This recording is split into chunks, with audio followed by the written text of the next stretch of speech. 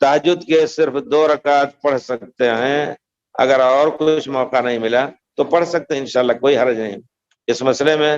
اگر آپ کی عادت ہے اٹھنے کی تو وطر آخر میں پڑھنے کی کوشش کریں، لیکن اگر عادت نہیں اٹھنے کی تو بغیر وطر پڑھے نہ سوئیں۔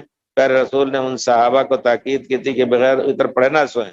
اب آپ اٹھے اذان سے آدھا گھنٹہ پہلے، وضو وغیرہ کیا، بھی اذان میں باقی ہے، تو آپ 2 ہی رکعت اگرچہ وطر آپ نے پڑھ لی تو اس نام سے پڑھ لیں اور دعا کریں اللہ تعالیٰ اس وقت آسمان سے، عرش سے اتر کے نچلے آسمان سے پکارتے ہیں کہ کوئی مجھ سے مانگے، اس وقت مانگے۔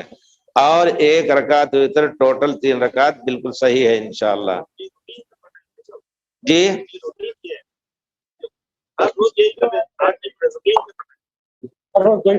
اگر نہیں موقع مل رہا ہے ان کو تو 2 ہی پڑھیں جتنا پڑھنے، کیونکہ فرض تو ہے نہیں۔ رہ گئی بات روزانہ زندگی بھر 1 ہی رکعت، یہ بھی صحیح نہیں ہے۔ کبھی 1 رکعت، کبھی 3 رکعت، کبھی 5 رکعت پیارے رسول صلی اللہ علیہ وسلم پڑھا کرتے تھے۔